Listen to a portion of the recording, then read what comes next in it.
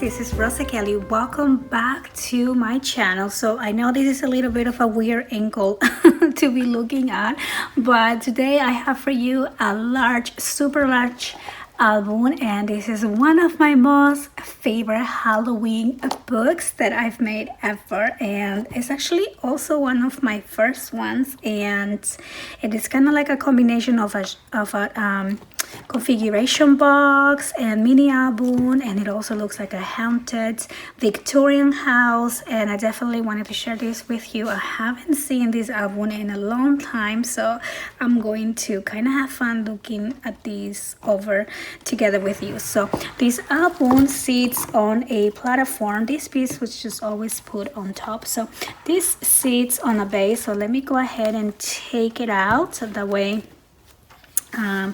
I can show you here. So this is one of these wooden pieces that I got at Michael's. I believe they still do have these, and then I have some of these steam hold legs in there, and I just love how that looks. The papers, I don't remember what collection this is. I just remember they were very Victorian, and it's probably a combination of different collections. And then over here I have just a little lace, some tiny pom-pom trim in there, or French trim, and this is where the book sits on. And now let me show you the outside of the book.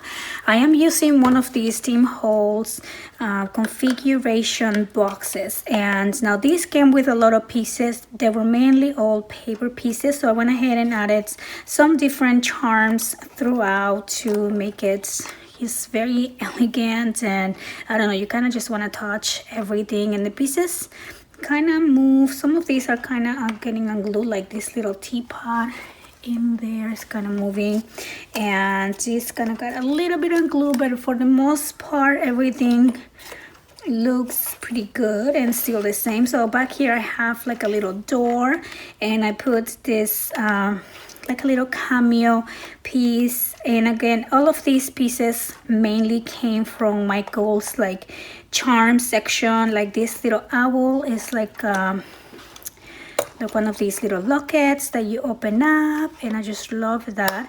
And then I had this little chain, so I just kind of put it throughout. This is kind of the closure for the whole book. It hooks here on the side, and I have another little cameo girl in there, skeleton cameo girl. This wooden box, the Tim Holtz box, it was, I believe it was green, and I painted it gray, as you can see. And I have this fancy telephone in there, and then I have like a bird skeleton, some little tiny skeletons in there, just a lot of different pieces. This one right here is super scary. And then back here I have the witch, and I believe the witch is a Martha Stewart set. And look at these fun little black metal flowers that I have in there. I have two, one back here as well. I just love this project. This has definitely been one of my favorites. I put a lot of effort, and I really just had a vision for this book, and I think it came kind of like I wanted it. And so yeah, so that is the front. Now let's go ahead and open it so I can share with you the inside. So I'm just gonna open this little charm in there. There you go. And so the frame for this house, I kind of drew myself to create the little, house layout. And so this opens up like that, and you're gonna see how fun this is, because I really wanted this to look like a Victorian house. And obviously I didn't have all of the pieces, so I just went into Google and I searched like Victorian couch. So I have this pink Victorian couch, and I just Mod Podge all of the images so they're hard, and I printed them on cardstock. And then I have some chipboard pieces on the back to add dimension. And here I have like one of those old fireplaces, a grandfather clock. This little piece is one of the ones that comes with the Tim Holtz box. Then I found these stickers on Michael's that they look like picture frames, but they actually change into skeletons. I don't know if you can see a little bit in there. So those were really fun. And so those are this is kind of like the living room, and some bling in there. And then of course I added some areas for pictures, but I don't have pictures on this one either. Then this one kind of represents the dining room, so I put a chair in there. That's as far as I went.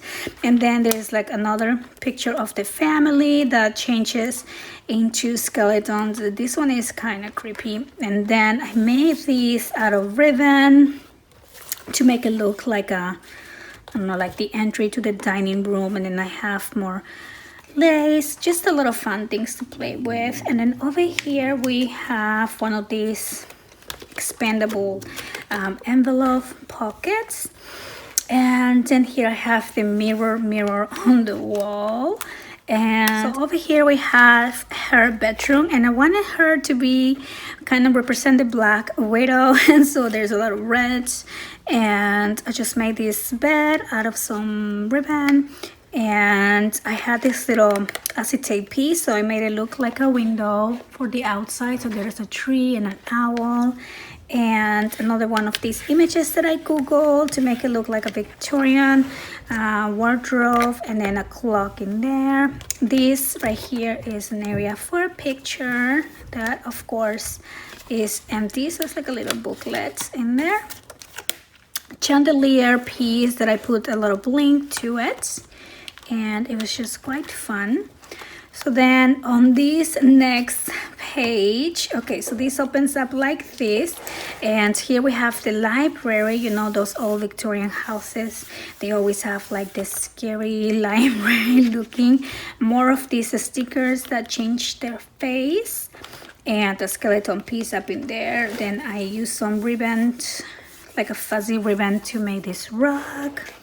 And then when you open this bookcase, there is like a secret room behind it, and that is the witch's room where she does all her magic. So it's kind of hidden inside the bookcase. It's like a secret door. And then over here we have this piano.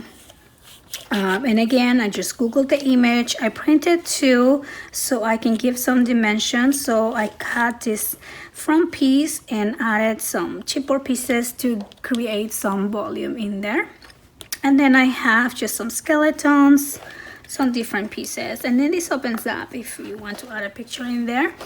More lace, and then back here is the grave of her husband that she poisoned, and I don't know, then he's still there.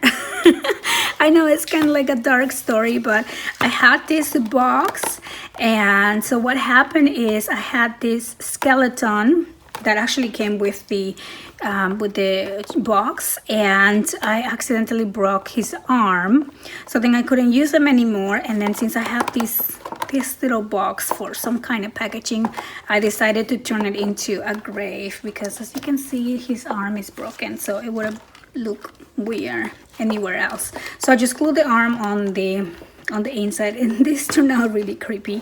And then here we have this little pull down, and I think that was just an envelope as well.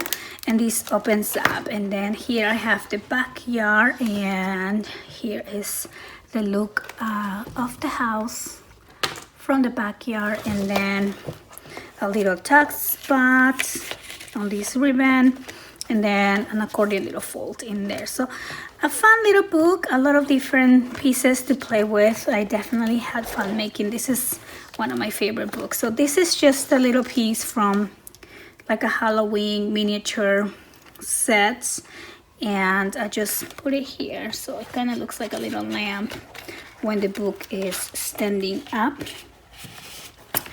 And that is my Victorian haunted house.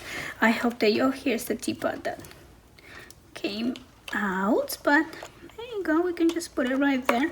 It has some foam tape on the back, that's why it keeps coming out. Maybe I should secure it better. But this has been in my collection for about 3 years, probably, maybe 4, and I still love it. It still stands, and again, it doesn't have any pictures, but I hope that I was able to inspire you, giving you some ideas with all of these different books that I've showcased. I want to thank you so much for joining and for coming back and watching and leaving your sweet comments, and I'll see you on the next video. Bye-bye.